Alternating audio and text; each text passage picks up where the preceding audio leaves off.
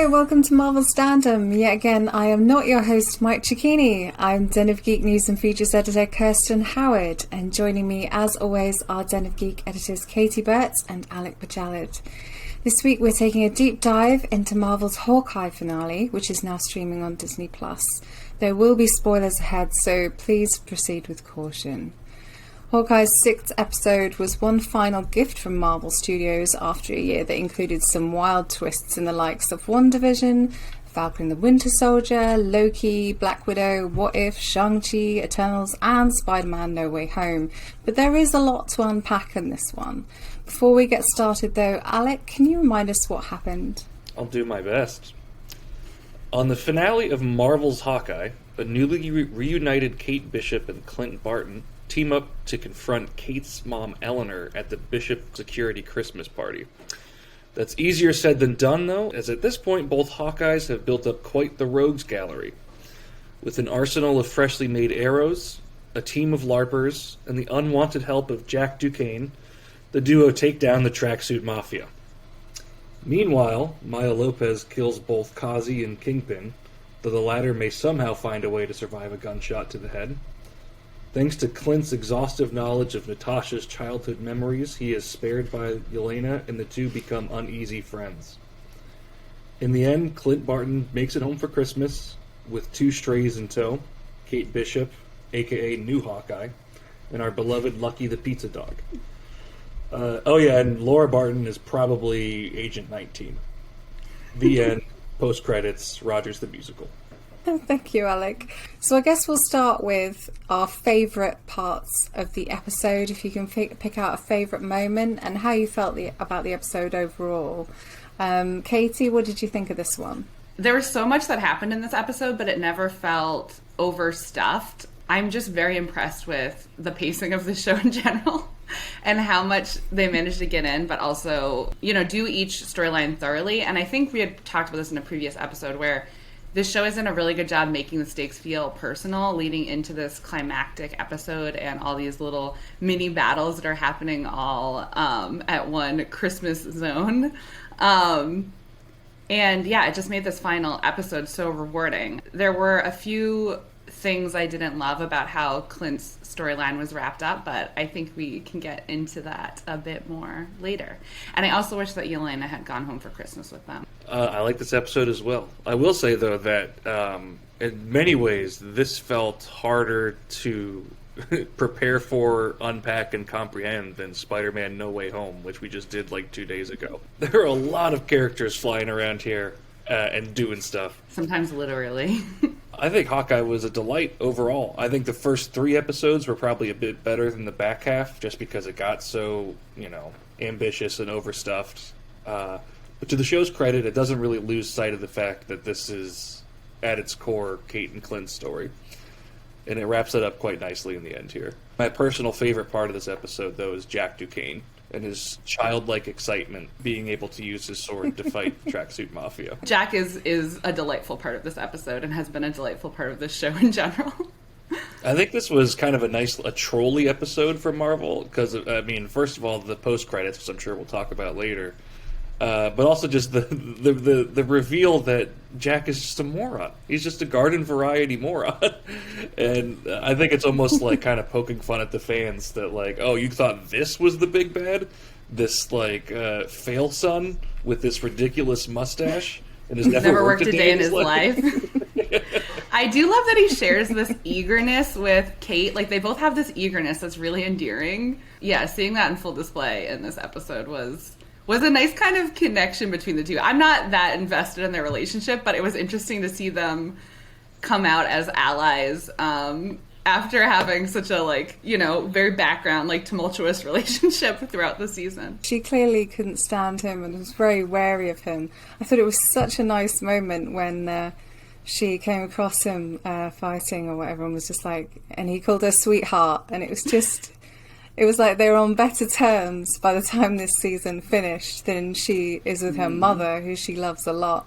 Speaking of Eleanor Bishop, she turned out to be, I guess, a victim of circumstance in a way, because she had to pay off Kate's dad's debt to Wilson Fisk, which she did, and then some, but was still clearly under his thumb.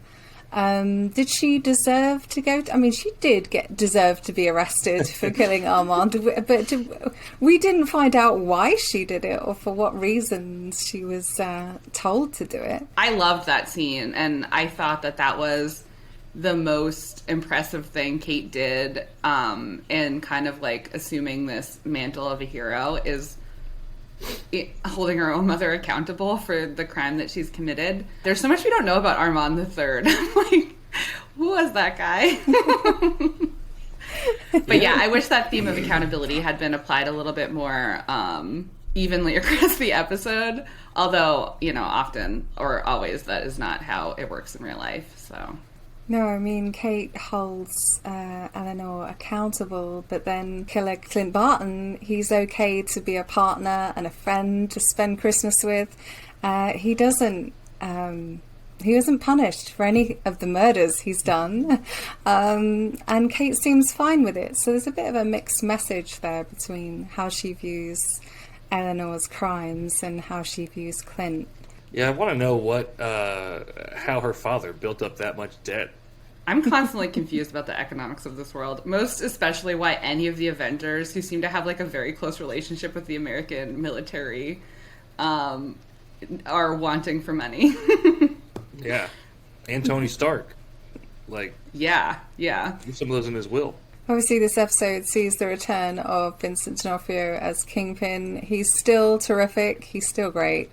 But there was some confusion online, I think, afterwards as to why they would bring him back only to kill him. But, he died off screen. For me, it seems pretty clear that means he's almost certainly not dead. What did you think about Vincent's return to the MCU? But I kind of think he is dead.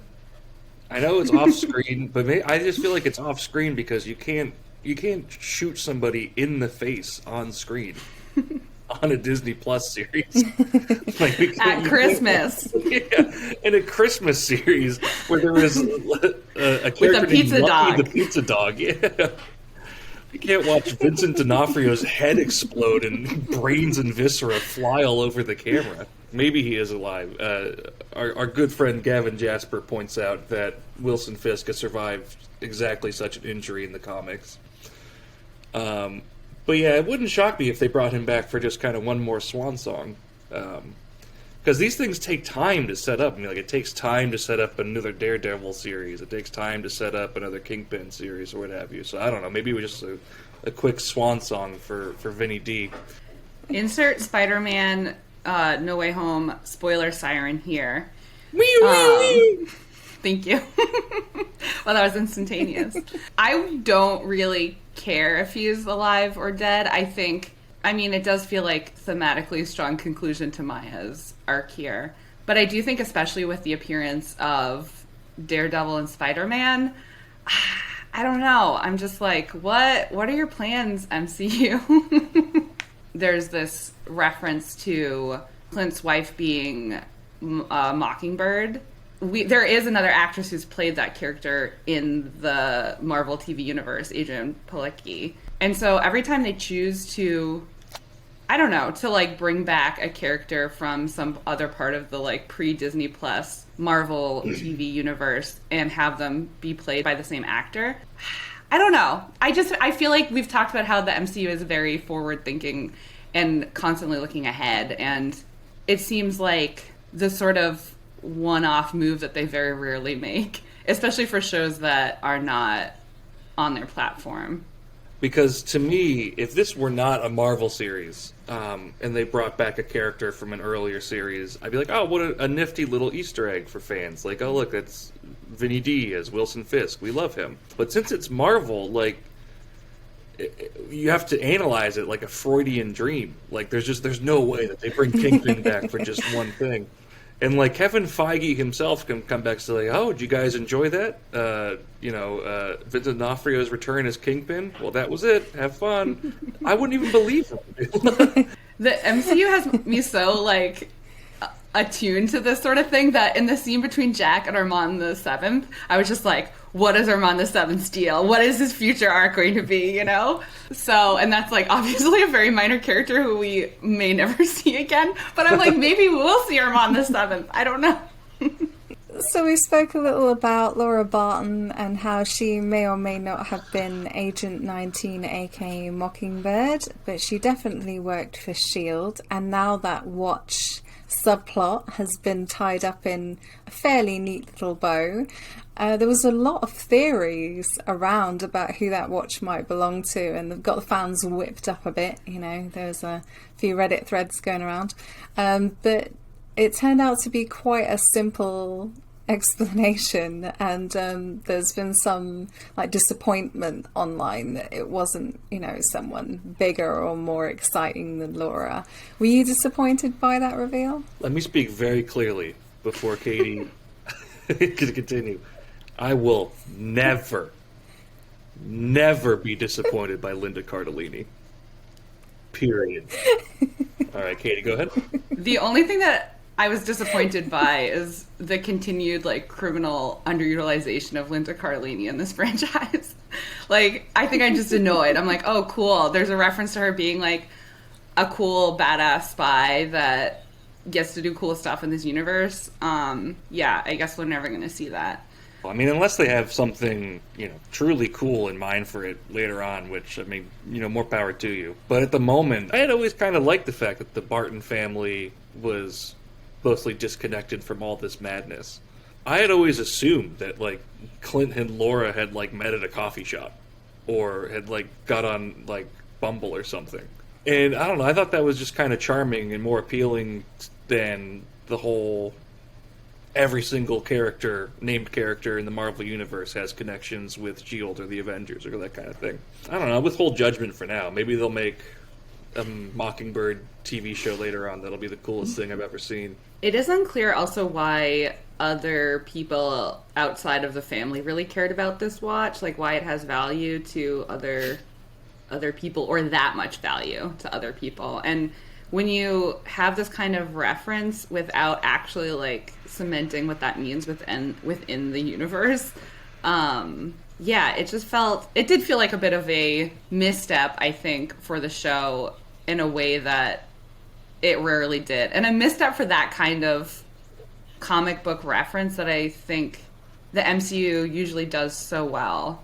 One thing that certainly wasn't a misstep in this show was Florence Pugh's Yelena Belova, who was just delightful.